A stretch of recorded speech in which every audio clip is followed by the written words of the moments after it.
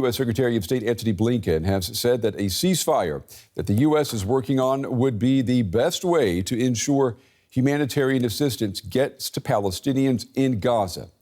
Blinken, who was in Egypt for talks on Thursday, said Israel needs to do more to help increase the flow of aid. He signaled some hope, saying that he still believes that a ceasefire agreement is possible. Blinken says that the gaps are narrowing between Israel and Hamas over the deal. Here's what Blinken said after meeting with Arab foreign ministers over the past several weeks.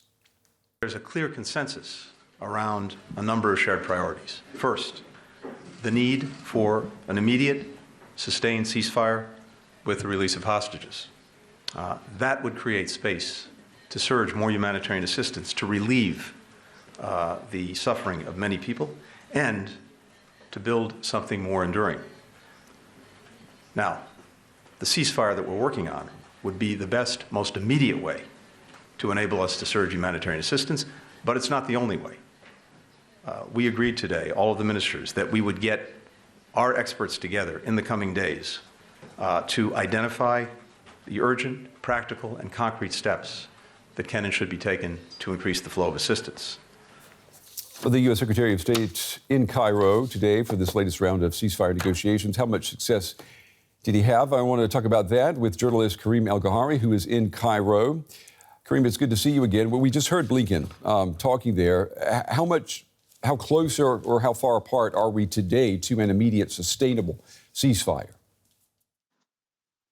Well, he said basically that is the main way forward. He said also that they are getting closer, but also admitting that there are still a lot of difficulties ahead. I think one of the best indications that there is something on the table that's worth negotiating is the fact that tomorrow there will be a big meeting in Doha, in Qatar, also with the head of the Israeli Mossad intelligence service. So there seems to be enough to continue the negotiations, and Blinken seems to be quite optimistic that it will move forward. Blinken also said that Israel needs to do more with aid deliveries to Gaza. It seems that the U.S. is now, I don't want to say on a full confrontation course with Netanyahu, but it could be described that way, and that pressure is building up. What would you say is behind this strategy? Well, he clearly said that there is more aid coming in the last days, but he said it's by far not enough. And of course, that is a clear call towards the Israeli sides to finally open their borders to really get in massive amounts of aid. I think that what is behind it is really that we just heard it some days ago from the World Food Programme that is warning of an imminent famine in the Gaza Strip, and imminent famine is like there's certain indicators that are great of malnutrition among children, for example, how many children, food insecurity of the Gaza Strip, which Blinken also said in the press conference, is for 100% of the people in the Gaza Strip. So I think the U.S. Doesn't want to be complicit any longer into the situation, and that's why they're pressuring for more aid to coming in. And it's an indication also that the negotiations, when Blinken comes to Israel tomorrow, will be quite tough if he wants to move forward on this. Yeah, how much leverage do you think the U.S. has right now in trying to, push Israel in a certain direction? We know that Netanyahu has said that there is no alternative to a ground assault in Rafah. Well, that's a question. Tough talk tomorrow in Israel probably will be not enough. It's a question. There's clear words now, or more clear words by the U.S. side that there needs to be more aid coming in. That we need to have a ceasefire. The question is, how is the U.S. acting on these talks? And we have at the same time, we have all this talk, but at the same time, of course, the biggest military assistance for Netanyahu in this Gaza war comes from the U.S. So there's a lot of leverage the U.S. has, which he didn't use yet. And we are hearing from the office of Benjamin Netanyahu that on Friday, Israel's spy chief, David Barnea, will travel to Qatar to secure a Gaza ceasefire that would include a hostage release. When you hear that, Karim, would you say that this indicates that things are moving, that we are looking at possible progress? Yes, absolutely. But because we don't know the details, but we know also what the sticking points are. I think the main sticking point is basically there's an agreement that for a 6-week ceasefire and for the release of 40 Israeli hostages in exchange for the 20 to 30-fold number of Palestinians to be released from Israeli prisons. But there's a lot of sticking points. Then I think the main sticking point is that Hamas is saying we're going to continue to release hostages in a second phase, and that means also the soldiers, but we want to have guarantees for a permanent ceasefire and for an end of this war.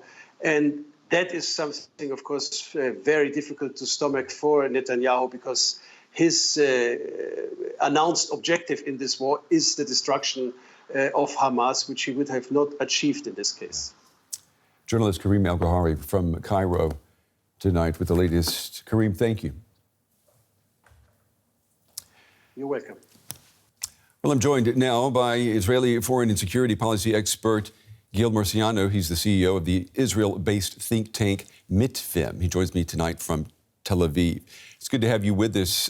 This is the very first time that the United States is calling for an immediate ceasefire. This is a major shift. How is the Israeli government likely to view this? Well, I mean, I think that we are focusing on this specific step as a pressure tool on the Israeli government, but I think that when we speak about the Blinken call that was issued in the Saudi media interview, we are mainly speaking about the attempt or diplomatic action by the U.S. to preserve the initiative in the UN Council, amid reports that Russia is planning to offer new forms or new calls, trying to keep their initiative instead of vetoing, avoiding a veto on that level. But I also think in the timing and place and the context of the visit, it's also a show of resolve by the US government to show strategic partners that the American goals are aligned with the strategic vision, or an attempt to describe or to outline a vision for the day after, especially lacking such effort from the Israeli government to do. Yeah, so you say the United States trying to create clarity about where it stands. We're getting clarity also from Benjamin Netanyahu. He argues that there is no alternative plan than to continue the attack on Rafah to ultimately defeat Hamas. Do you agree with that? Well, I think that it's a question of what we define. How do we define the goal of defeating Hamas? If we are talking about a military action that is meant to reduce its military power in Gaza, I think that was achieved in the last 5 months. But there's also limits to the military action, basically. If we speak about marginalizing Hamas as a movement, then defeating Hamas is not just a military action, it's mostly and mainly a political maneuver. And that's something that Netanyahu is not willing to discuss right now, from obvious political obstacles in his government, any kind of plans for a day after, a political day after. And that obviously leaves major vacuums for Hamas to actually re-enter. One of the main examples that we see right now, and you mentioned it, the issue of humanitarian aid. In the last couple of months, we've seen the expansion of humanitarian aid into Gaza, but lacking any alternative, any attempt to build an administrative control that would replace Hamas by the Israeli government. We see how Hamas actually take over this humanitarian aid and sell it to the citizens and basically preserve its de facto power on the ground. I want to stick with Netanyahu for just a moment. In your opinion, how much pressure can the U.S. exert on Netanyahu at this point? I think we're already seeing a change in American policy, not so much regarding the support of Israel when it comes to supplying arms, but we've seen a clear separation between protecting or maintaining the right of defense of Israeli citizens and their aversion, I would even say, from the policies of this Israeli government, especially the right-wing, or the extreme right-wing echelons within it. So I think that when we are closing in on the election, we are talking about a certain loss of support among the young generation of the Democratic Party in swing states such as Michigan. Then there's also the domestic calculation. I think that we still see a consistency in American policy towards the war. But when we speak about the expansion of the war, especially about Rafah, which is currently the major policy issue, an expansion of Israeli military operation into Rafah, then we're going to see those gaps becoming more and more apparent. And without an Israeli ability to show any new initiative, the gaps are going to become much more meaningful in the relations between the countries. Yeah, you say what we're hearing from the U.S. has to do with politics. This is an election year. If we were to take that out of the equation, if Joe Biden were not fighting for re-election this coming November, do you think we would be seeing the United States right now calling for an immediate ceasefire? I think it's just one factor. But I think the major issue, I mean, we can speak about disagreement between Israel and the U.S. regarding Rafah or about the humanitarian aid. I think the major issue here, regardless of domestic consideration, is whether or not Israel is planning or even willing to discuss an exit strategy. I mean, the acceptance or the understanding that the U.S. has shown before to the war goals, to the understanding that Hamas could not continue governing Gaza, to regaining the security situation or to allowing Israelis to come, all those things that we've seen at the start were based on the commitment of an Israeli government to actually speak about the day after, to offer initiative, to speak about the return of the Palestinian Authority, to speak about an alternative for Hamas that will be viable and would allow the U.S., instead of being stuck in an ongoing war, to actually promote a new political order together with regional actors. And that's why, coming back to your original point, this meeting between regional actors and between Blinken is about that, about signifying the need to deal with a certain vision, something that we have not seen from this Israeli government. I want to emphasize, it's not about the lack of ability to present a plan that the U.S. accept. It is the unwillingness to discuss any kind of plan or any kind of exit strategy at this moment. Okay, yeah, that's right. The day after, still the big question. Gil Murciano, Israeli foreign and security policy expert. Gil, we appreciate your time and your analysis tonight. Thank you. Thank you very much. European leaders, meanwhile, have been meeting in Brussels today, where Gaza's humanitarian crisis is on the agenda alongside Ukraine and plans to develop Europe's defense capabilities. Now, EU leaders will also consider proposals to buy armaments for Ukraine using the proceeds of frozen Russian assets and whether to open membership talks with Bosnia-Herzegovina. UN Secretary General Antonio Guterres arrived at the start of the two-day EU summit to encourage more relief for Gazans. The UN says a quarter of Gaza's population is starving. Well, the European Union's foreign policy chief, Jospe Borrell, has described the situation in Gaza as being not a humanitarian crisis, but rather a failure of humanity. He says the EU leaders meeting in Brussels, who collectively form the European Council, will be calling for the release of Israeli hostages as well as a ceasefire that will hold. Today the Council goes much further, supporting UNRWA, asking for a sustainable ceasefire, certainly asking also for the freedom of hostages, needless to say condemning Hamas attack, but showing a strong concern for the situation of the people in Gaza, which is unacceptable. Certainly Israel has the right to defend, not to revenge, defend. All right, I want to pull in our correspondent, Jack Parrock. Now he's following the summit for us in Brussels. Jack, is Josep Borrell, is he speaking for all EU heads of government when he calls for a sustainable ceasefire? Well, that is exactly what we're looking to see throughout the process of this summit, whether the EU leaders will agree for that progression. The last time we had any of the European Union leaders agreeing on some sort of call for a change in the situation of Israel's military campaign in the Gaza Strip against the Hamas terror organization, they called for humanitarian pauses to allow aid in. Our DW team here in Brussels has been covering and listening to a lot of the briefings from a lot of the different EU member states over the last few days. And going into this summit, we understand that the language coming out will say that the EU will call for immediate humanitarian pauses leading to a sustainable ceasefire. 5 or 6 months ago, the idea of calling for a ceasefire was an absolute no-go for the EU leaders, especially Germany, which didn't feel they could call for that.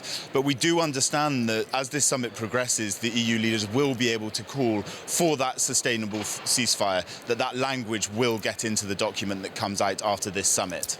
Jack, leaders are also talking about using frozen Russian assets to boost aid to Ukraine. Are we going to see that happen? That's a trickier one to get an agreement on, frankly. This is a really interesting concept. The Russian central bank has about $210 billion euros in a financial mechanism which has been accruing interest over the last couple of years since the full-scale invasion and since Russia's assets, financial assets in Europe were frozen. Around 3 billion has been raised as part of that. Now, the German Chancellor Olaf Scholz, on his way into this summit, said there's a growing majority here in the European Council of all the 27 leaders that suggests that that money could be used to start buying ammunition and weapons by the Europeans themselves that then could be sent to the Ukrainians. Now, Karl Nehammer, however, the Austrian Chancellor, he's saying, actually, no, that what they understood their agreement was that it would be for the reconstruction of Ukraine. So it appears to be some disputes within the European Council. We can see that Olaf Scholz, during these meetings, he's trying to get the other leaders on side. Whether he manages to do so, it might be a long shot, but this is now on the table. How does the European Union use these frozen Russian assets? We know that Russia's full-scale invasion of Ukraine has prompted a lot of talk about boosting Europe's defenses. Is there agreement on how this will happen? So, now, this is an even more complicated, again, issue. This idea that's been floated of defence bonds. After the coronavirus pandemic, what we saw is the European Union started using the European Commission, the executive body. It's a bit technical, but it has a AAA rating. It has the best rating to borrow money on the international markets. And it used that rating to borrow money to get out of the COVID-19 pandemic. And then it's used it for green, to help with the green transition. And now there are some countries which are starting to say it should be used to gain money for the European Union to protect its defence. A lot of leaders, including the German Chancellor, said, OK, nice idea, but I don't think that we'll see any clear agreement on that during this summit. But it is significant, Brent, that they're talking about this now. OK, Jack Parrock for us in Brussels. Jack, as always, thank you.